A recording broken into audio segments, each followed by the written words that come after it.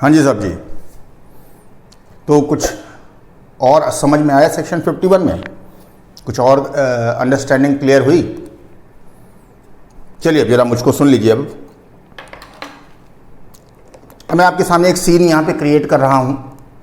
Scene को बहुत ध्यान से समझिएगा, और जो भी कुछ यहाँ बताने जा रहा हूँ इसकी मुझे दो जगह पे ज़रूरत पड़ेगी। एक अभी सेक्शन 51 का कंसेप्ट आपको इस सीन से क्लियर हो जाएगा, और आगे एक और बेहद इंपॉर्टेंट सेक्शन आएगा, सेक्शन 50C।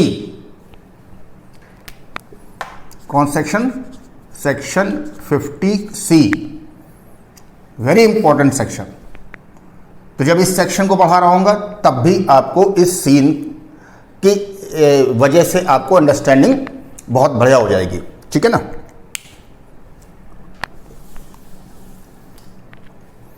अब सीए साहब, यहां पे हो क्या रहा है? ये एक मिस्टर ए हैं,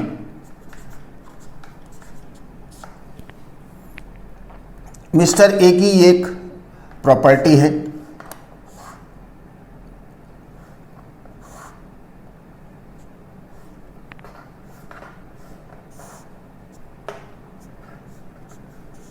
ठीक है साहब।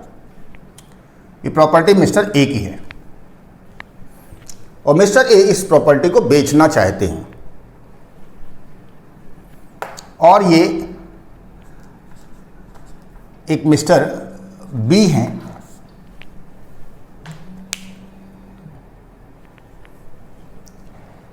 आप लोग अपने आप को मिस्टर बी समझ लीजिए थोड़ी देर के लिए, ठीक है, या नाम बदल देते, इसको मिस्टर बी कर देते हैं और ये मिस्टर ए हो जाते हैं, ठीक है ना। तो आप लोग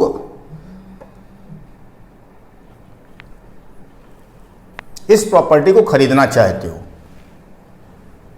आपको कहीं से किसी से पता चला होगा कि सब ऐसे ऐसे एक प्रॉपर्टी है, वो बिकाऊ है। अब इस प्रॉपर्टी को आप कैसे खरीदोगे, जरा एक मिनट सोचिए कि ये प्रॉपर्टी की डील आप कैसे फाइनलाइज करोगे, क्या क्या आप इसमें काम करोगे, जरा सोचिए।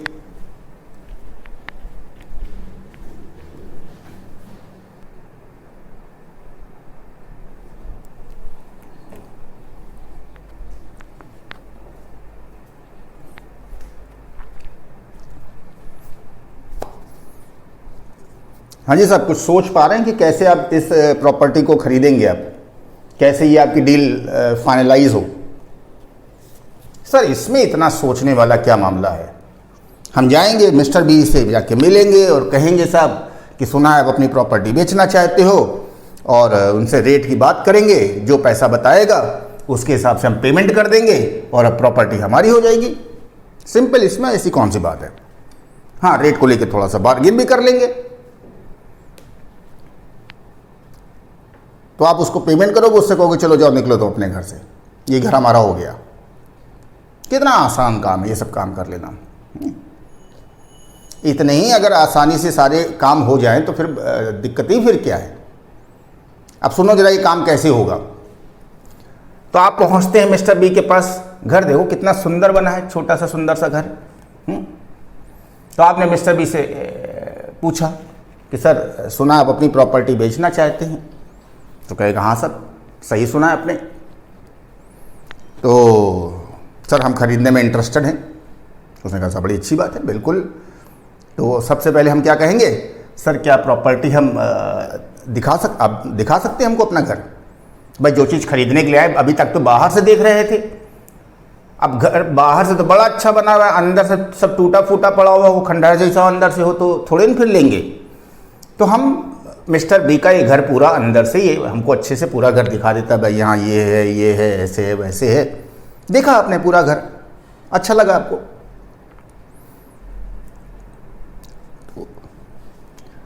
अब अगला काम जो करेंगे यहाँ पे, और हो सकता है आप अभी कुछ रेट की बात भी कर लें। वैसे आपको जिस किसी ने बताया होगा कि भाई प्रॉपर्टी फलानी प्रॉपर्टी बिकाऊ है, तो उसने आपको कुछ रेट का भी तो आइडिया दिया होगा कि भाई इतने में प्रॉपर्टी बिकाऊ है, तभी तो आप गए होंगे, तो रेट का तो आपको आइडिया है। तो हो सकता है मिस्टर बी से पूछ लो भाई कितने में है क्या है, बट रेट की बात अभी प्राइमरी नहीं है यहाँ पे। कितने में प्रॉपर्टी बेच रहा है, क्या है, ये बात बाद में की जाएगी। पहले हम मैं आपकी तरफ से मिस्टर बी से ये काम कर रहा हूँ, बात कर रहा हूँ। तो मैंने कहा भाई ऐसा है साहब कि मुझे प्रॉपर्टी के पेपर्स मिल जाएंगे क्या? तो सर हाँ साहब मिल जाएंगे, क्यों नहीं मिलेंगे। एंड प्रॉपर्टी के पेपर्स लिए बगैर हम ये प्रॉपर्टी खरीदेंगे ही नहीं साहब। प्रॉपर्टी के पेपर्स का मतलब समझ रहे हैं ना, रजिस्ट्री डॉक्यूमेंट्स, टाइटल डॉक्यूमेंट्स।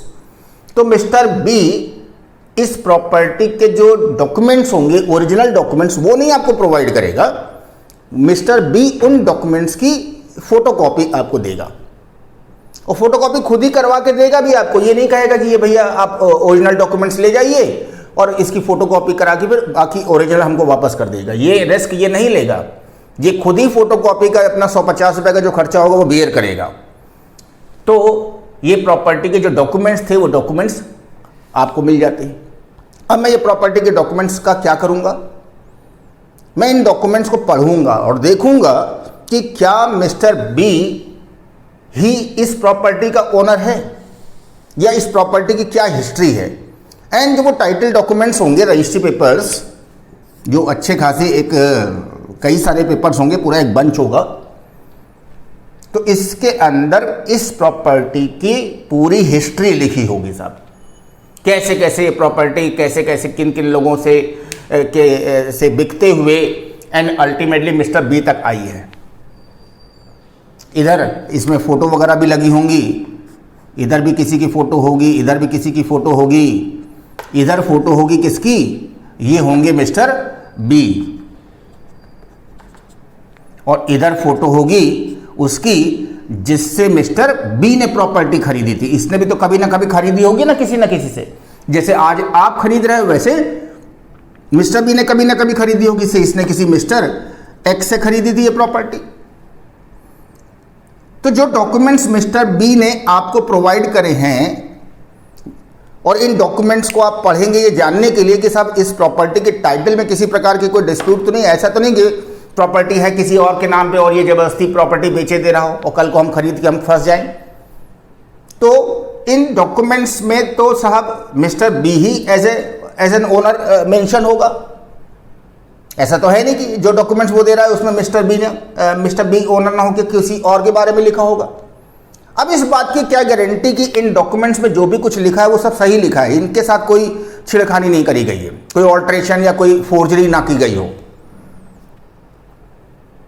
ये भी तो जानने के लिए चीज है। हाँ साहब ये भी कंफर्म करना पड़ेगा। तो मैं क्या करूंगा, मैं अपनी जानकारी के लिए इन डॉक्यूमेंट्स को पढ़ तो लूंगा, बट इसकी लीगल वैलिडिटी को चेक करने के लिए कि साहब जो भी कुछ इसमें लिखा है वो सब सही है या किसी तरह की कोई समस्या है इसके लिए, तो मैं इस चीज को कंफर्म करने के लिए अपने किसी लॉयर के पास जाऊंगा, एडवोकेट के साथ। तो मैं पहुंच गया अपने वकील साहब के पास जो हमारे जान पहचान के थे, उनको जाके मैंने ये डॉक्यूमेंट्स दिए। मैंने कहा साहब वकील साहब इसकी जरा प्रॉपर्टी ये डॉक्यूमेंट्स जरा चेक करवा लीजिएगा और फिर बताइएगा प्रॉपर्टी खरीदी जा सकती है कि नहीं खरीदी जा सकती, सब ठीक है कि नहीं ठीक है। तो वकील साहब कहेंगे हाँ भाई ठीक है, उनका तो काम ही यही है। अब वकील साहब जो होंगे वो जाएंगे रजिस्ट्रार ऑफिस जहाँ पे प्रॉपर्टीज़ की रजिस्ट्री वगैरह होती है, तो वहाँ पे जाके जो गवर्नमेंट के जो रिकॉर्ड्स मेंटेन हैं वहाँ पे भी जो ये है इसी का एक कॉपी रजिस्ट्रार ऑफिस में भी मेंटेन होगी। तो वहाँ पे जो डॉक्यूमेंट्स है गवर्नमेंट के रिकॉर्ड्स में, उन रिकॉर्ड्स में जो भी कुछ लिखा है उन बातों को इससे क्रॉस वेरीफाई करेंगे वकील साहब। इस बात की जो फीस पड़ती होगी वहाँ पे रजिस्ट्रार ऑफिस में, ये फीस वगैरह जमा करेंगे। एंड प्लस वकील साहब जो ये मेहनत कर रहे हैं इस बात के लिए वो आपसे पैसे लेंगे। हाँ तो खैर पैसे हम उनको देंगे वकील साहब को, तो जो वो 1000 2000 3000 रुपये जो भी फीस चार्ज करेंगे हम उनको पेमेंट करेंगे। और फिर वकील साहब हमको 2-3 दिन के बाद बताएंगे कि साहब इस प्रॉपर्टी को खरीदा जा सकता है या नहीं खरीदा जा सकता है, कोई प्रॉब्लम तो नहीं है। अब 2-3-4 दिन के बाद जब वकील साहब ने आपको बताया कि हाँ साहब प्रॉपर्टी के टाइटल में किसी प्रकार का कोई डिस्प्यूट नहीं है, कोई प्रॉब्लम नहीं है, प्रॉपर्टी बिल्कुल साफ है, आप इसको खरीद सकते हैं, तो अब वकील साहब के कहने पे अब आप आगे प्रोसीड करेंगे। एक बहुत बड़ी जो समस्या थी इस बात की कि प्रॉपर्टी के डिस्प्यूट में कोई प्रॉब्लम तो नहीं है, ये प्रॉब्लम रिजॉल्व हो चुकी है, नाउ टाइटल इज क्लियर। अब आगे की कार्रवाई शुरू होगी प्रॉपर्टी खरीदने से रिलेटेड। अब आप मिस्टर बी से फिर आएंगे फिर बात करेंगे आके, हो सकता है आप अपने साथ और कई बार हो सकता है आप प्रॉपर्टी को देखें। पहले आप अपने किसी मिलने वाले को, अपने यार दोस्त के साथ या अपने घर वालों के साथ आप आके प्रॉपर्टी बाहर से हो सकता है दिखाओ कि भाई ये फलानी प्रॉपर्टी है, ये खरीदना चाहते हैं। तो आपके घर वालों ने भी देखा होगा कि हाँ भाई लोकेलिटी ठीक है, प्रॉपर्टी देखने में भी अच्छी लग रही है और बनी भी ठीक है। ये सब चीज़ें बाहर से आप दिखाओगे। फिर एक दिन आप मिस्टर बी के यहाँ आओगे अपने घर वालों को लेके, भाई घर में आपकी वाइफ हो सकती है, बच्चे हो सकते हैं, माँ बाप हो सकते हैं। आप अकेले थोड़े नहीं घर में रहोगे, बाकी लोग भी तो रहेंगे, तो उनकी भी तो राय ले लेना अच्छा है। ऐसे थोड़े नहीं अपने मन से हम काम कर लेंगे।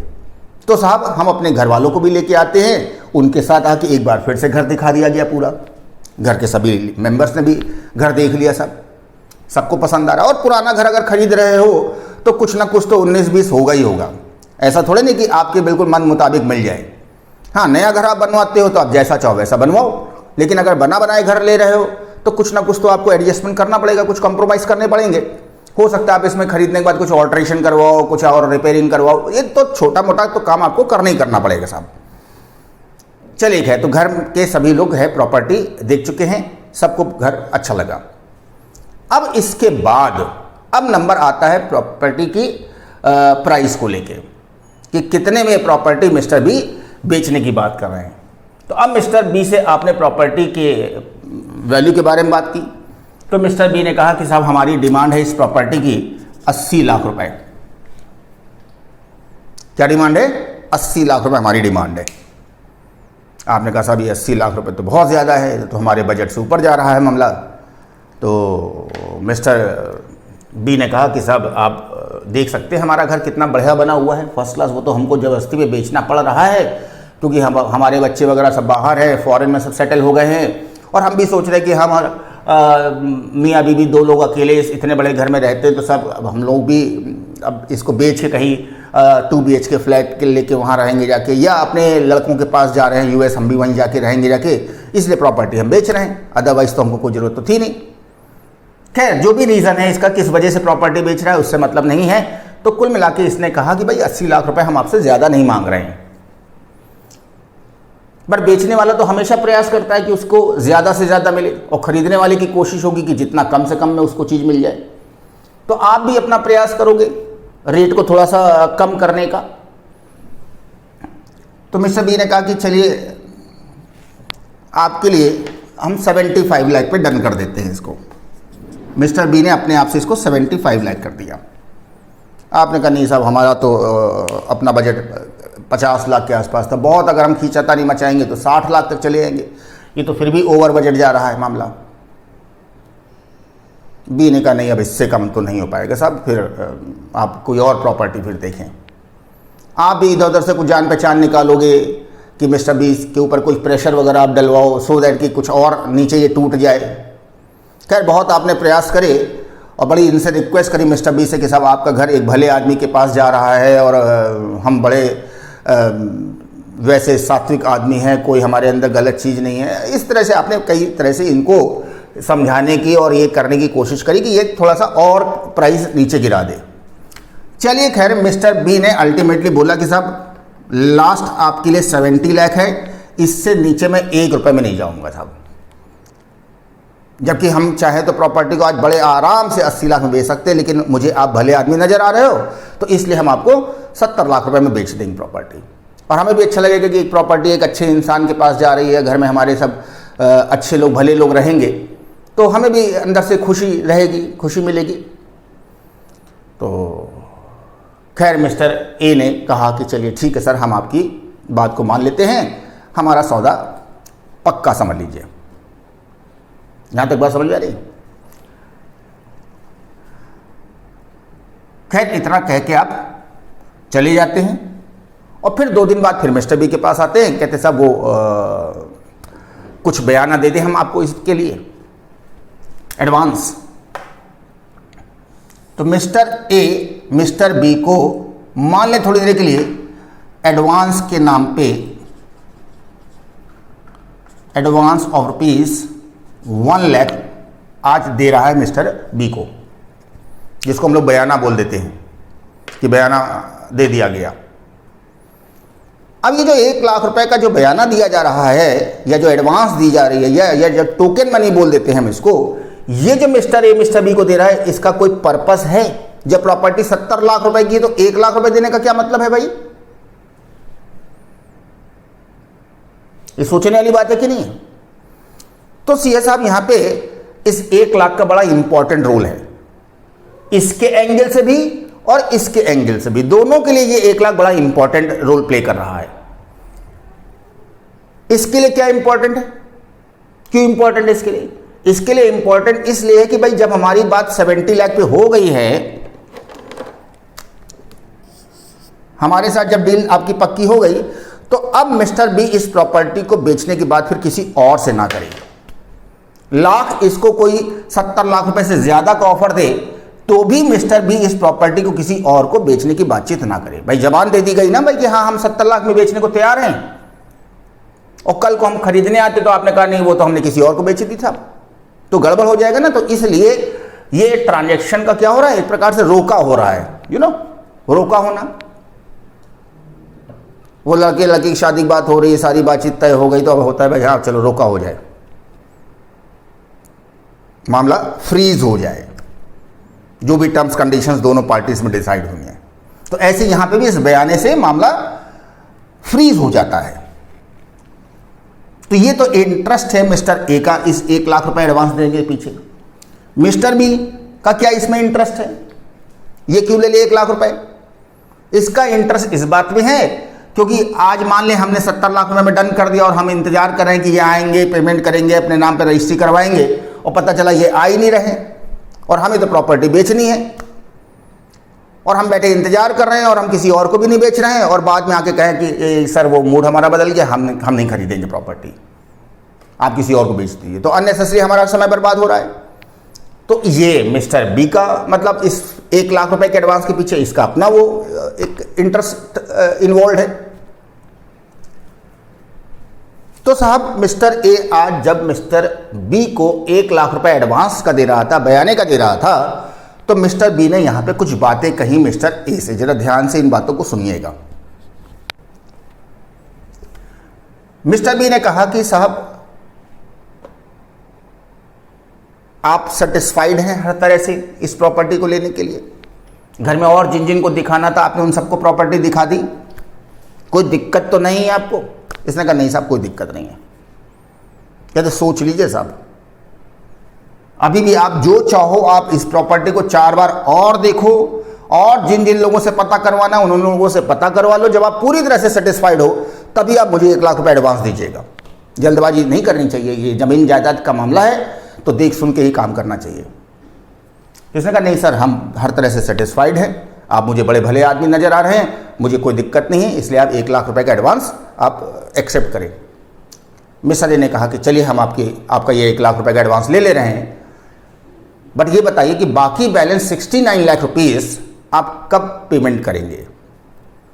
क्योंकि अब जब प्रॉपर्टी जब बेची जाएगी, ट्रांसफर की जाएगी, तो फिर से रजिस्ट्री होगी इसकी, एक नए डॉक्यूमेंट्स तैयार करे जाएंगे कोर्ट में, रजिस्ट्रार ऑफिस में वकील साहब की मदद से फिर से नए डॉक्यूमेंट्स बनेंगे जिसमें mister B as a seller mention किया जाएगा और आप मिस्टर ए बायर की तरह से मेंशन करे जाएंगे, और फिर से वही रजिस्ट्री डॉक्यूमेंट्स तैयार होंगे जिससे आपके नाम पे टाइटल आएगा। फिर गवर्नमेंट ऑफिस में जाके, वहाँ रजिस्ट्रार ऑफिस में जाके फिर उस सबकी लिखा पढ़ी होगी साहब, उन सब चीज़ों के खर्चे होंगे, रजिस्ट्री एक्सपेंसेस वगैरह वो सब आप बियर करोगे। तो ये प्रॉपर्टी की रजिस्ट्री आपके नाम पे तब तक नहीं करेगा जब तक कि आप बैलेंस पेमेंट इसको नहीं कर दोगे। अभी 1 लाख तो सिर्फ एडवांस भी लिया जा रहा है, रजिस्ट्री कब करेगा? ये रजिस्ट्री करेगा मिस्टर बी तब जब आप 69 लाख रुपीस और से बैलेंस अमाउंट भी मिस्टर बी को आप पे कर देते हो। तो मिस्टर बी ने पूछा कि साहब आप बैलेंस अमाउंट कितने दिनों में दे दोगे, कब तक रजिस्ट्री करवाएंगे आप? क्योंकि ये तो क्लियर है कि साहब कि अगर कोई प्रॉपर्टी खरीदने आया है, ऐसा तो है नहीं कि वो घर में पैसे रखे बैठा है और आएगा पूरा ब्रीफकेस भर के आपको पैसे दे देगा या आपको चेक काट के दे देगा इतने अमाउंट की। तो भाई हर आदमी का पैसा कहीं ना कहीं इन्वेस्टेड होता है ना, वो प्लान करके रखता है भाई कि अगर हम प्रॉपर्टी खरीदेंगे तो हम कहाँ से पैसा अरेंज करेंगे। हमारा कुछ पैसा बैंक में पड़ा हुआ है, कुछ एफडीज करवा के रखी है, कुछ म्यूचुअल फंड में रखा हुआ है, कुछ हो सकता है ज्वेलरी वगैरह गोल्ड वगैरह हमारे पास, उसको हम बेच के पैसा कलेक्ट करें, हो सकता है कुछ बैंक से लोन वगैरह हम अरेंज करें। ऐसे ही तो सब प्लान करके रखते हैं लोग। तो मिस्टर ए ने भी ऐसी कुछ प्लानिंग की होगी 70 लाख रुपए के लिए। तो समय लगता है उन सब चीज़ों में। अभी 1 लाख रुपए देने के बाद 1 लाख तो इसलिए दिए गए हैं सो दैट कि अब मिस्टर बी किसी और को बेचने की बात ना करे। इसके बाद मिस्टर ए बाकी बैलेंस अमाउंट अरेंज करने में जुटेगा। तो मिस्टर बी ने पूछा कि भाई बाकी अमाउंट आप कब तक पे करके रजिस्ट्री करवाओगे, कितना समय आपको चाहिए। तो मिस्टर ए ने कहा कि साहब यही समझ लीजिए मोटा मोटा 1 महीने का समय, बल्कि 1 महीने के अंदर ही हम 15-20 दिन के अंदर सारा बैलेंस अरेंज करके रजिस्ट्री करवा लेंगे। मिस्टर बी ने कहा सब 15-20 दिन में हो जाएगा अरेंजमेंट। कहते हाँ हो जाएगा, कोई दिक्कत वाली बात नहीं। कहते चलिए फिर भी हम आपको 1 महीने का समय देते हैं, आप अगले 1 महीने के अंदर बाकी बैलेंस अमाउंट अरेंज करिए और अपने नाम पर रजिस्ट्री करवाइए। उन सब 1 महीने में तो हो जाएगा। कहते चलिए बहुत अच्छी बात है। मिस्टर बी ने कहा लेकिन एक बात और ध्यान से सुन लीजिए, मैं अगले 1 महीने तक आपका वेट करूंगा। मैं अगले 1 महीने इस प्रॉपर्टी को बेचने की बातचीत अब किसी से नहीं करूंगा। जब हमारी बात आपसे तय हो गई है तो अब मैं फिर चाहे मुझे कोई कितना भी लालच दे, ऑफर दे, मैं अब ये प्रॉपर्टी आपको ही बेचूंगा। बट अगले 1 महीने तक मैं आपका इंतजार करूंगा। अगर आप अगले 1 महीने में आके रजिस्ट्री नहीं करवाते हैं, उसके बाद आते हैं, तो साहब फिर मैं आपको 70 लाख में ही बेचूं। ये मेरे ऊपर कोई ज़बरदस्ती नहीं होगी, कोई बाउंडेशन नहीं रहेगी मेरे ऊपर। फिर हो सकता है फिर नए टर्म्स हम लोग डिसाइड करें। ये 70 लाख की बात अगले 1 महीने के लिए लॉक की जाती है। मिस्टर ए ने कहा कि नहीं साहब आपको उसकी ज़रूरत ही नहीं पड़ेगी। कहते नहीं ज़रूरत ना पड़े हम भी चाहते हैं, लेकिन फिर भी पहले ही बातें सारी क्लियर हो जानी चाहिए। एंड दूसरी बात कि अगर आप 1 महीने के बाद आके कहते हो कि साहब हम प्रॉपर्टी अब नहीं खरीद सकते हैं, नहीं खरीद पा रहे हैं ड्यू टू एनी रीज़न, और आप मुझसे फिर 1 लाख रुपए ये एडवांस का वापस मांगो, तो मैं ये 1 लाख रुपए आपको वापस भी नहीं करूंगा।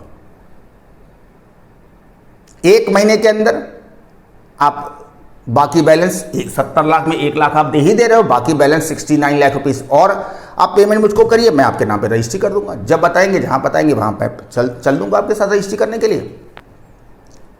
लेकिन अगर 1 महीने के बाद आप आते हो तो फिर मैं आपको ही प्रॉपर्टी बेचूं, और अगर आप खरीदते ही नहीं हो तो आप मेरे से 1 लाख एडवांस वापस मांगो तो सब मैं पैसा वापस नहीं करूंगा। फिर ये समझ लीजिए, अगर आपको मेरे ये कंडीशंस अगर एक्सेप्टेबल हैं तो 1 लाख रुपए एडवांस दीजिए, नहीं तो साहब आप 1 लाख रुपए आप अपने पास रखिए। आप जरा सोचिए आप लोग, क्या मिस्टर बी यहां पे आपको किसी भी तरह से कोई गलत इंसान नजर आ रहा है? जो बातें ये कह रहा है कि या गलत बातें कर रहा है ये?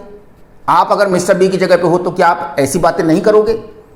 सोचिए जरा, फिर बताइए।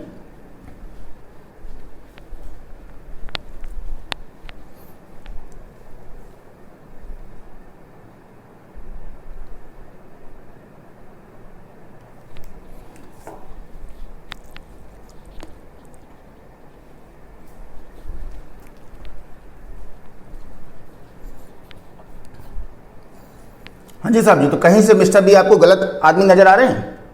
मुझे तो नहीं आ रहे भाई गलत। बंदा बिल्कुल साफ सुथरी बात कर रहा है, पहले ही सारे टर्म्स क्लियर कर देता है।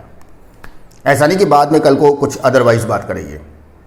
तो खैर मिस्टर ए ने कहा नहीं सर आप बिल्कुल परेशान मत हो, ऐसी नौबत नहीं आएगी। मैं 1 महीने के अंदर ही अंदर बाकी बैलेंस अमाउंट अरेंज करके और रजिस्ट्री अपने नाम पे करवा लूँगा। उसने कहा ठीक है साहब, हमारी भी शुभकामनाएं आपके साथ हैं, तो आप चलिए फिर खैर आप अपना अरेंज करिए। तो ये 1 लाख रुपए दे के मिस्टर ए चला गया। अब साहब चला गया तो भगवान जाने कहाँ चला गया, कहाँ मर गया जाके, क्या मुसीबत आ गई, कोई अता पता नहीं, क्योंकि 1 महीने का समय गुजर गया। मिस्टर ए लौट के नहीं आए मिस्टर बी के पास। अब मिस्टर बी बेचारा बड़ा परेशान, यार कहाँ चले गए वो भाई साहब आए थे, और लो हमने उनका फ़ोन नंबर भी नहीं लिया, या जो फ़ोन नंबर था भी वो मिला रहा था तो वो नेटवर्क कवरेज एरिया से बाहर है और कभी कनेक्ट नहीं हो रहा है, या घंटी जा रही कोई उठा नहीं रहा है। सब धीरे धीरे 1.5-2 महीने गुजर गए, 2.5 महीने हो गए। मिस्टर ए का कहीं अता पता नहीं, कोई बातचीत नहीं, कोई खबर नहीं। हम भी बेचारा बड़ा परेशान कि क्या हो गया, कोई दुर्घटना तो नहीं हो गई, क्या हो गया मिस्टर बी के ए के साथ। खैर साहब करीब करीब 2.5-3 महीने गुजर जाने के बाद एक दिन मिस्टर ए अचानक मिस्टर बी के घर आते हैं। आके बैठे, आके मिस्टर बी ने कहा, अरे भाई साहब आप कहाँ चले गए थे, ये आज 3 महीने बाद आपके दर्शन हो रहे हैं, सब ठीक ठाक है, कोई दुर्घटना तो नहीं हो गई आपके साथ। कहते नहीं साहब दुर्घटना तो कोई नहीं हुई। अब बेचारा बड़ा वैसा मुंह बनाए बैठा है ये मिस्टर ए। तो क्या हो गया सर, मैं तो आपका इंतज़ार करे करे मैं तो दुखी हो गया, और आपको ना जाने मैंने कितनी बार कॉल करी और आप फ़ोन ही नहीं पिक करते हैं। जैसे तैसे तो आपकी कॉल लगती है और जब कॉल लगती है तो आप अटेंड ही नहीं करते हैं। अरे सर तो क्या मैं आपसे बताता, क्या किस मुंह से मैं आपसे कहता, नहीं क्या किस मुंह से कहते, क्या कहने वाली बात बताएं आप। कहते साहब बस वही है कि इंसान सोचता तो बहुत कुछ है लेकिन होता वही है जो ऊपर वाला डिसाइड करता है। कहते हाँ साहब वो बात तो सही है। कहते और किसी ने सही कहा है कि साहब ज़मीन जायदाद जो होते हैं ये सब बड़ी किस्मत से मिलते हैं, आपके भाग्य में होगा तो मिलेगा और आपके भाग्य में नहीं होगा तो नहीं मिलेगा, लाख आप प्रयास कर लीजिए। तो बी ने कहा हाँ साहब हम भी ये बात मानते हैं, बट हुआ क्या, क्या मुसीबत आ गई आपके साथ। कहते साहब हमने सोचा था कि भाई ऐसे ऐसे पैसा अरेंज कर लेंगे और वो गांव की हमारी को ज़मीन थी, सोचा था उसको बेच देंगे, वहाँ से अच्छा खासा पैसा मिल जाएगा, और इधर उधर से कहीं पैसा अरेंज कर लेंगे तो थोड़ा बहुत तो पैसा हम 10-15-20 लाख तो आसानी से हम अरेंज कर सकते थे।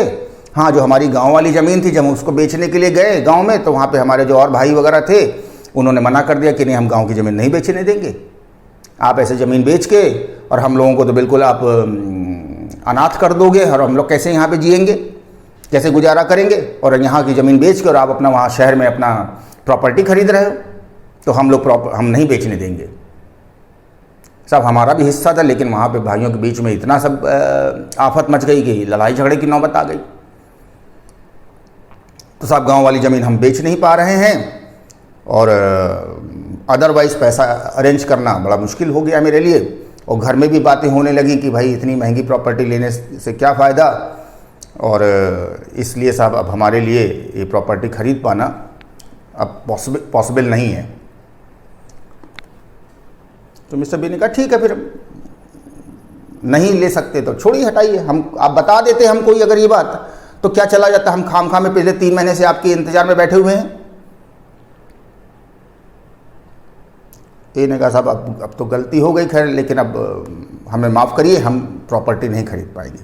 कहते ठीक है साहब रहने दीजिए, जाइए, आपकी वजह से हम 3 महीने से फंसे हुए हैं। चलिए खैर और भी लोग हैं जो प्रॉपर्टी खरीदने के चक्कर में घूम रहे थे, लेकिन मैंने तो आपसे 1 महीने का वादा किया था, देख फिर भी मैं आज अभी 3 महीने तक आपका इंतजार कर रहा हूँ। मत खरीदिए, हम दूसरे को किसी को बेचेंगे, हमें तो बेचना है। अब मिस्टर ए अभी बैठे हुए हैं। बी ने कहा ठीक है जाएं, आप चलिए अपना काम देखिए, हमें भी दूसरे काम से कहीं जाना है। बट ए बैठे हुए हैं। अब आप समझ सकते हैं मिस्टर ए क्यों बैठे हुए हैं। कहते मिस्टर ए ने कहा कि साहब एक रिक्वेस्ट थी। कहते क्या बताइए। साहब वो जो 1 लाख रुपए एडवांस का दिया था, अगर वो वापस मिल जाता तो अच्छा होता। मिस्टर बी ने कहा साहब उस एडवांस को तो आप जाइए भूल, उसके लिए मैंने आपसे पहले ही कह दिया था कि अगर आप मेरे से 1 महीने बाद आके कहते प्रॉपर्टी आप नहीं खरीद सकते हैं, नहीं खरीदना चाहते हैं, तो मैं ये एडवांस आपको वापस नहीं करूंगा। ये बात मैंने आपसे क्लियरली कह दी थी, तभी बोल दी थी। तो सॉरी मैं एडवांस तो वापस नहीं कर पाऊंगा। कहते साहब हमारे लिए 1 लाख रुपए बहुत बड़ी रकम है, बड़ी मुश्किल से हमने 1 लाख रुपए आपको ला के दिए थे, तो वो पैसे वापस मिल जाएँ तो अच्छा रहेगा। बी ने कहा वो ठीक है, आप कैसे लेके आए थे वो हमें नहीं उसमें इंटरेस्ट है कि आप कहाँ से 1 लाख रुपए अरेंज करके लाए थे। तो 1 लाख रुपए हमारे पास अब रखे थोड़े नहीं, हमारे भी इधर उधर खर्च हो गए। भाई आपके हिसाब से हमने भी तो प्लानिंग की थी कि आप प्रॉपर्टी खरीद लोगे, 70 लाख रुपए दोगे तो फिर हम ये करेंगे वो करेंगे, और आपके एश्योरेंस के बेसिस पे हमने आगे अपने काम जो बढ़ा दिए थे। अब हमको तो उनमें दिक्कत आएगी। तो 1 लाख रुपए तो साहब हम आपके वापस नहीं कर पाएंगे, आप चाहे कुछ भी कहें। बहुत रिक्वेस्ट करी मिस्टर ए ने, बट मिस्टर बी ने 1 लाख रुपए देने से मना कर दिया। खैर मिस्टर ए ने भी बहुत बातें सुनाई, और जब इंसान समझ जाता है कि भाई एक स्टेज तक एक स्टेज तक तो रिक्वेस्ट करता है आदमी, और उसके बाद फिर उल्टे सीधे बोलना शुरू कर देता है, फिर ये होगा तो आपका तो वो होगा, हमारा खून पसीने का कमाया हुआ पैसा है 1 लाख रुपए और आप हमारा 1 लाख रुपए ऐसे मारे ले रहे हैं, आपको फलेगा नहीं, ये नहीं वो नहीं। मिस्टर बी ने कहा देखो ज़्यादा ना बोलो, तुम्हारा खून पसीने का पैसा है, हम तुम्हारा पैसा मारे ले रहे हैं। तुमसे कहा था मैंने कि हाँ अगर ऐसे बोलोगे 1 महीने बाद आके तो हम पैसे वापस नहीं करेंगे।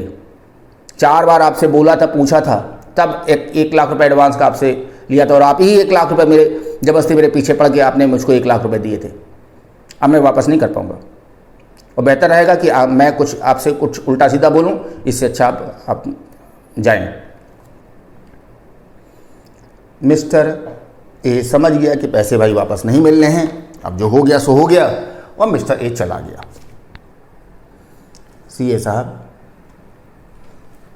मिस्टर बी ने ये 1 लाख रुपए का एडवांस क्या किया है? He has retain this advance.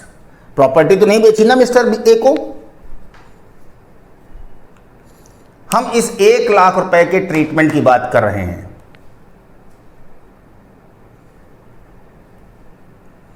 अगर ये amount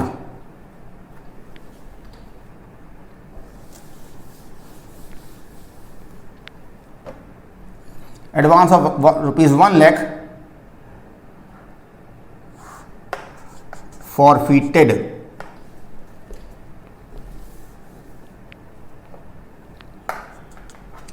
received and forfeited by Mr.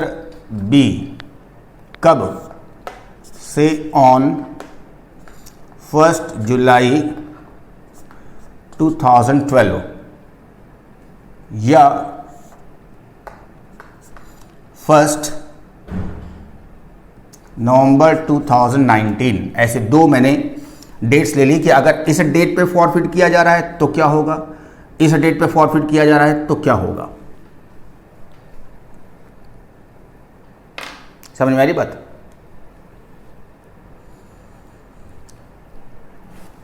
और मैं यहां पे ये भी मान के चल रहा हूं कि अभी तो मिस्टर बी ने ए को नहीं बेची प्रॉपर्टी, बट मिस्टर बी ने इस प्रॉपर्टी को किसी मिस्टर सी को बेचा।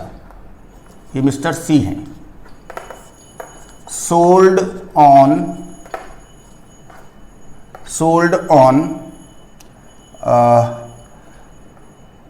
से 1 जनवरी 2020 for rupees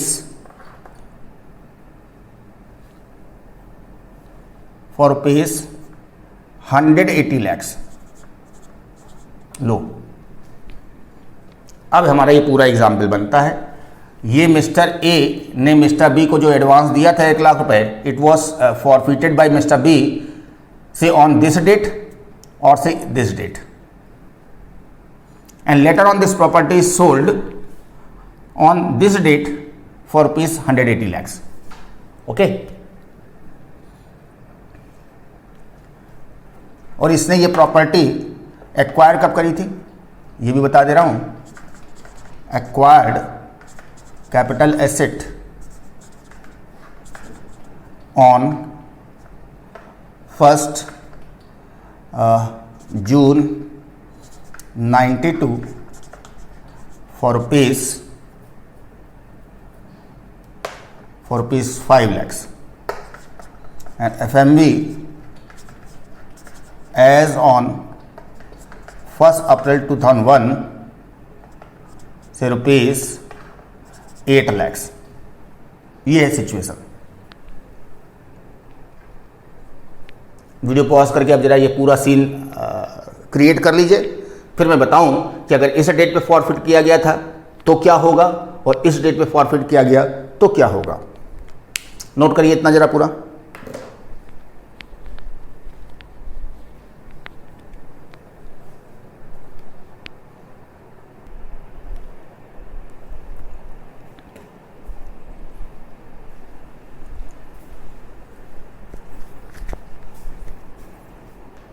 हाँ जी साहब, तो नोट कर लिया सब ये। तो तो मिस्टर बी ने ये कैपिटल एसेट, इनफैक्ट जिस हम प्रॉपर्टी की बात कर रहे थे, this property was acquired by mister B on 1 June 92 for rupees 5 lakhs, और इस प्रॉपर्टी की fair market value as on 1 April 2001 was rupees 8 lakhs। Okay, mister B ने इस प्रॉपर्टी को मिस्टर ए को बेचने की बातचीत की, जिसके अगेंस्ट में इनको 1 लाख रुपए एडवांस मिला था, जिसको कि मिस्टर बी ने बाद में फॉरफिट कर लिया due to non compliance by mister A. ठीक है, नॉन कंप्लायंस में क्या, वो या तो बैलेंस अमाउंट ना दे पाए या किसी और वजह से, कुल मिला के ये डील फाइनलाइज नहीं हो पाई थी और मिस्टर बी ने ये एडवांस इस डेट पे फॉरफिट कर लिया था।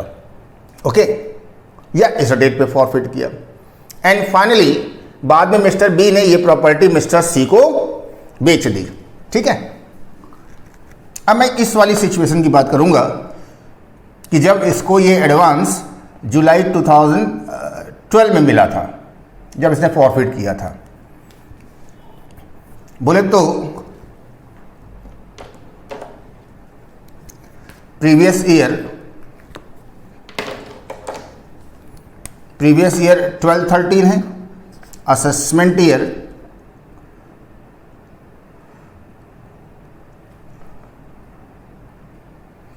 इधर लिखूंगा, assessment year 13-14,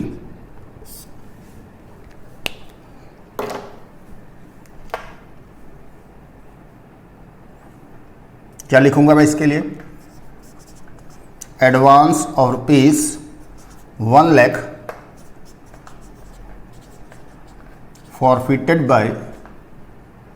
forfeited by Mr. B on 1st July 2012 is not taxable in the year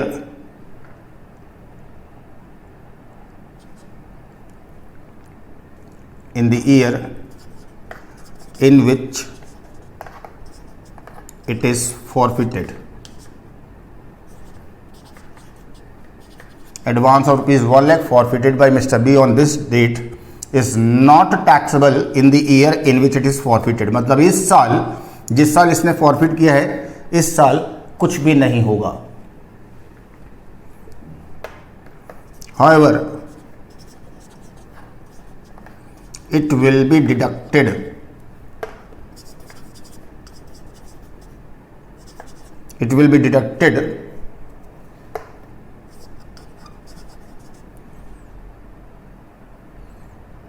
from cost of acquisition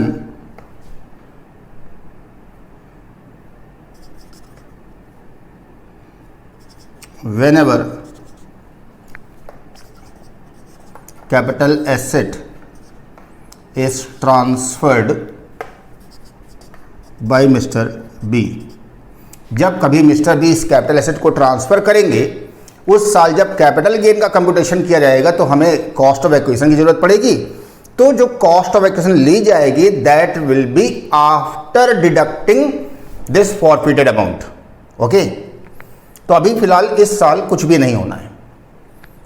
हाँ, मिस्टर बी ने इस कैपिटल एसेट को ट्रांसफर कब कर दिया है, इसने ट्रांसफर किया असेसमेंट ईयर 2021 में।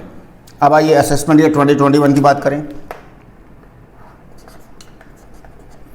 Assessment year 2021,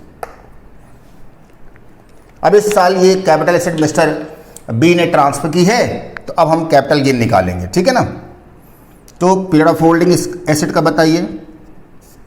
period of holding start from 1 June 92, यहाँ से शुरू हुआ और ट्रांसफ़र की गई है 1 जनवरी 2020 को, तो बोले तो 31 दिसंबर 2019 पे एंड हो गया। ठीक है, मिल के बोलो लॉन्ग टर्म कैपिटल गेन का कंप्यूटेशन करिए।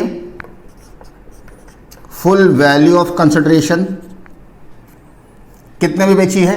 180 लाख में बेची है।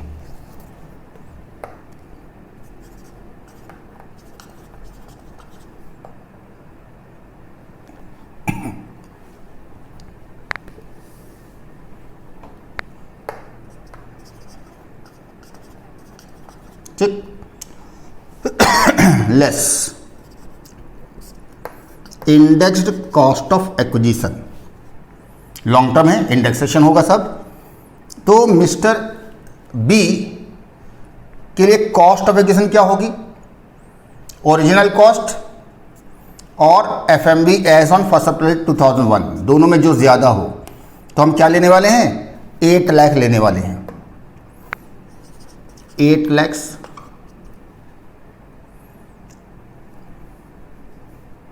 इसके लिए पहले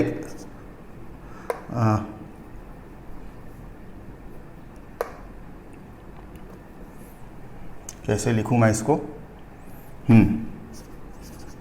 8 लाख माइनस ये जो 1 लाख रुपए इसने फॉरफिट किया था इस डेट पे, और ये अमाउंट इस साल टैक्सेबल नहीं किया गया था, इसकी टैक्सेबिलिटी को डिफर कर दिया गया है, पोस्टपोन करके रखा गया है तब तक के लिए जब तक ये कैपिटल से ट्रांसफर नहीं की जाती है। तो आज इस साल ये कैपिटल से ट्रांसफर हो रही है। हाँ, अब इस साल क्या करेंगे? इसका ट्रीटमेंट सेक्शन 51 का ट्रीटमेंट यहां होगा, and it will be deducted from the cost for which the asset was acquired और द फेयर मार्केट वैल्यू और WDV एज द केस में भी।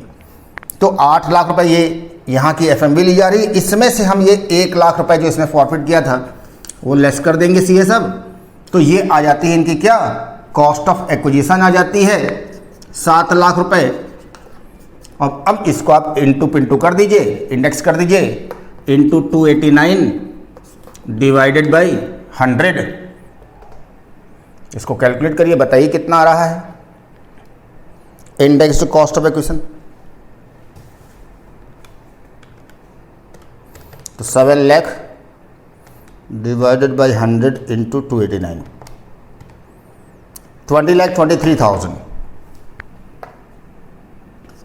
20,23,000 आ गई इसकी indexed cost of action.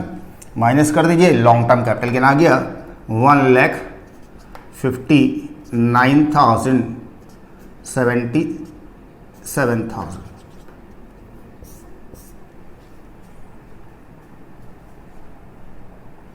This is taxable as long term capital gain. तो जो भी कॉस्ट ऑफ एक्शन आप ले रहे होगे उसमें से इस 1 लाख को माइनस कर दिया जाएगा, और जो बचेगा ये आपकी बन जाएगी कॉस्ट ऑफ एक्विजिशन। यही लिखा है। तो advance of ₹1 lakh forfeited by mister B on 1 July 2012 is not taxable in the year in which it is forfeited. However, it will be deducted from cost of action whenever capital asset is transferred by Mr. B. तो इस साल transfer की गई है, तो otherwise 8 lakh इसकी cost of action होती, but इसने 1 लाख पहले फॉरफिट किया हुआ है, और फॉरफिचर भी प्रीवियस ईयर 13-14 के पहले का है, 13-14 या उसके पहले का, इसलिए ये यहाँ पे माइनस कर दिया गया और ये इंडेक्सेशन करके कैपिटल के निकल आया। समझ में आया ये सब? ये किया गया तब जब अमाउंट प्रीवियस ईयर 13-14 या उसके पहले का फॉरफिटेड है। तो अब अगर यहां पे फॉरफिट किया गया है 1 नवंबर 19, तो क्या ट्रीटमेंट होगा इसका? ना असेसमेंट ईयर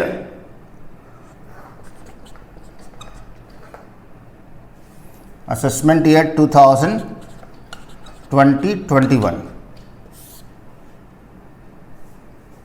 ये काम करूं,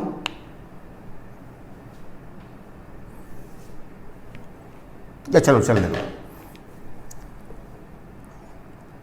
तो आपने यहां पे फॉरफिट किया है, बोले तो असेसमेंट 2021 में, तो क्या होगा?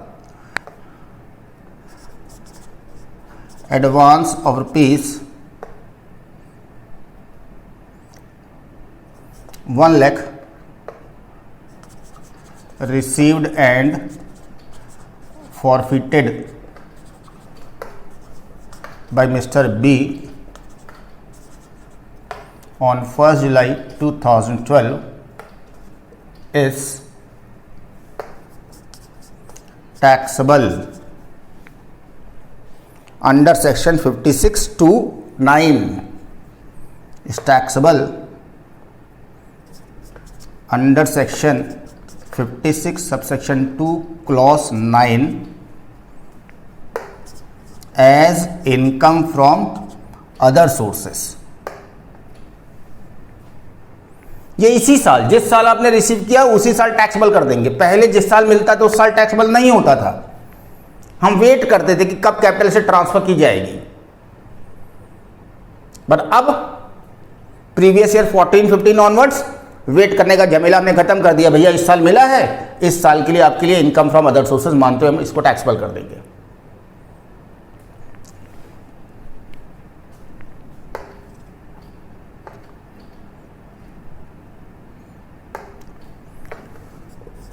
and no treatment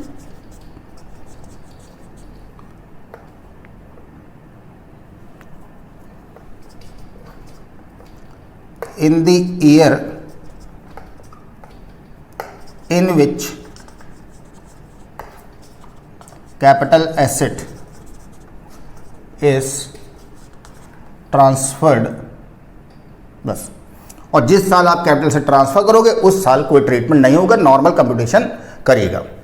इत्तेफाक से इसी साल ये कैपिटल से ट्रांसफर भी कर दी गई है।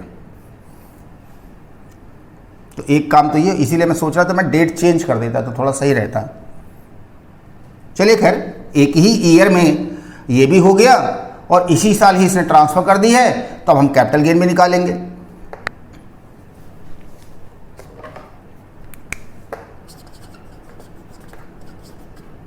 Computation of capital gain.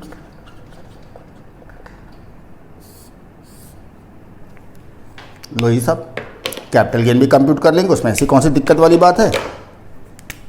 Period of holding वही है 1 जून 92 से लेके 31 दिसंबर 19, लॉन्ग टर्म है। Full value of consideration 180 lakhs less indexed cost of acquisition. तो cost of acquisition 8 lakhs, original cost या 1 अप्रैल 2001 की FMV whichever is higher, तो 8 लाख ले ली गई, इंटू पिंटू कर दिया, इंटू 289 अपॉन 100। कैलकुलेट कर लीजिए इंडेक्स कॉस्ट कितनी आ रही है भाई। तो 8 lakhs डिवाइडेड बाई 100 इंटू 289, 23,12,000।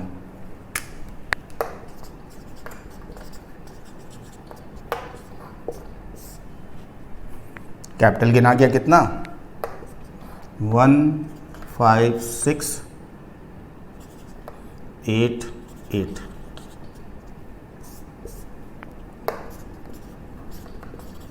लो हिसाब नॉर्मल कंप्यूटेशन है कैपिटल गेन का, जैसे अदरवाइज करते हैं।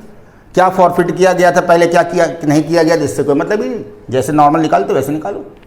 अभी ये अमाउंट ये 1 नवंबर 19 नहीं 1 नवंबर 18 पे किया गया होता तो हमने असेसमेंट ईयर 1920 में इसको टैक्सेबल कर देना था। जिस साल आपको मिलेगा उस साल टैक्सेबल हो जाएगा।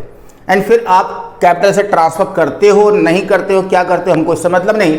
जैसे कैपिटल गेन आप निकालते हो नॉर्मल वे से निकालते रहना। हाँ, इधर वाले में जिस साल मिलता है उस साल टैक्सेबल नहीं होगा। इसकी टैक्सेबिलिटी को हम लोग आगे बढ़ा के रख देते हैं और वेट करते हैं कि कब कैपिटल से ये मिस्टर ट्रांसफर करते हैं। अब सपोज अगर मिस्टर बी अपनी लाइफ में इस कैपिटल एसेट को कभी ट्रांसफर करते ही नहीं है, ट्रांसफर करने के पहले ही मान लें इसकी डेथ हो जाती है। फॉर एग्जांपल मिस्टर बी की डेथ हो गई, ये एडवांस लिया इसने, फॉरफिट किया और इसने ढेर सारी बद्दुआएं दी थी मिस्टर ए ने इसको कि तुमने हमारा पैसा मार दिया है और हमारी मेहनत का पैसा था, और आज तक जिन्होंने भी किसी ने भी हमारा अगर 1 रुपये भी मारा है तो ऊपर वाले ने उसका जो है 1000 रुपये निकलवाया है, और तुम तो हमारा 1 लाख रुपए मार रहे हो, तुम अपना जोड़ लो तुम्हारा कितना निकलेगा। मिस्टर बी ने कहा भाग जाओ नहीं तो मारेंगे कंटाप तुम्हारे, समझ लेना बहुत उल्टी सीधी बातें कर रही है,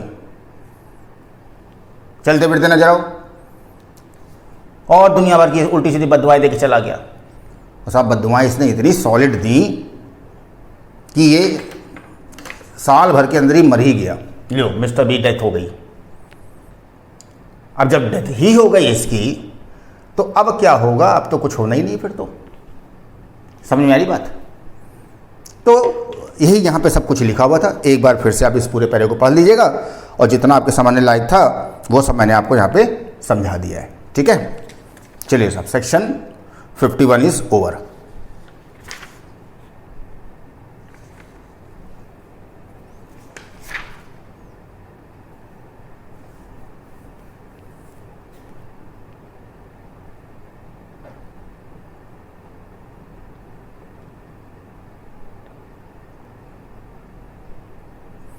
इसमें नीचे 2 क्वेश्चन भी दिए हैं, इनको भी लगा लीजिएगा तो और आपका मामला क्लियर हो जाएगा। ये हटा दूं ना मैं? नोट कर लिया सबने? करो फटाफट से नोट।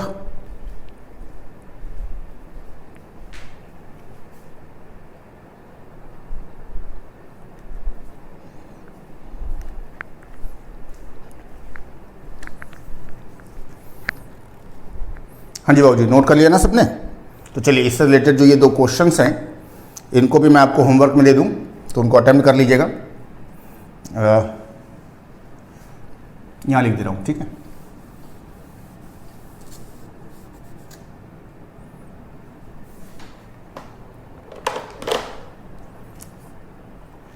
ये 101.4-P1,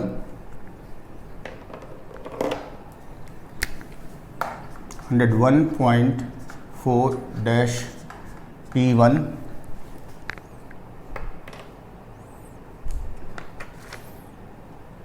से बड़ा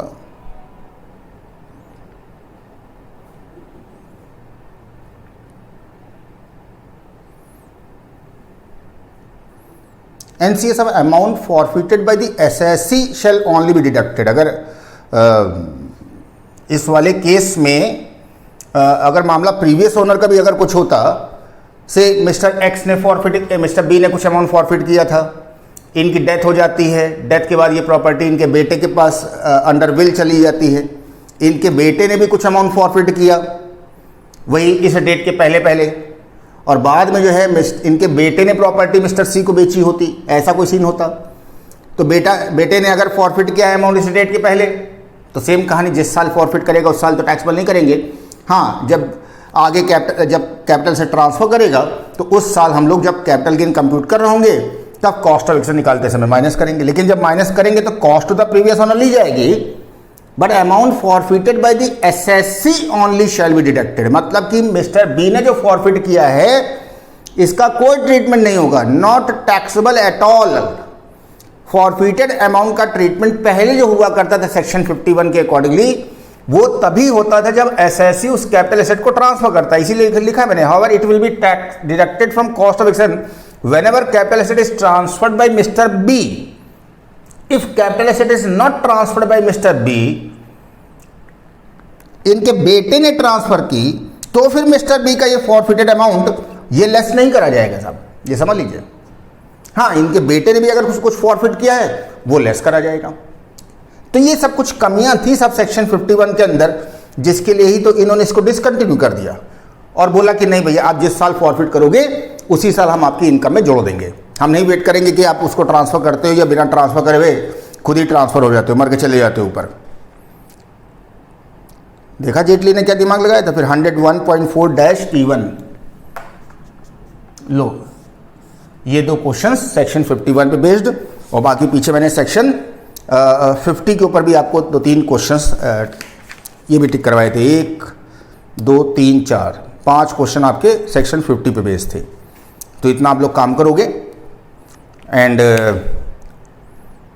आज भी शायद ये क्लास थर्सडे को आपको देखने को मिल रही है, और थर्सडे की क्लास के लिए भी आप लोगों ने कहा है सर छोटी ही क्लास रखिए, तो आपके हिसाब से फिर भी क्लास लंबी हो गई है। तो I am sorry for this कि आपकी क्लास लगभग 2 घंटे के आसपास हो गई जाके, लेकिन अब मैं कोई नई बात आज की वीडियो में नहीं शुरू करूँगा, बाकी बातें आप अगली क्लास में देखेंगे। ठीक है, चलिए, टिल देन एंजॉय करिए, wish you all the best, take care, bye bye.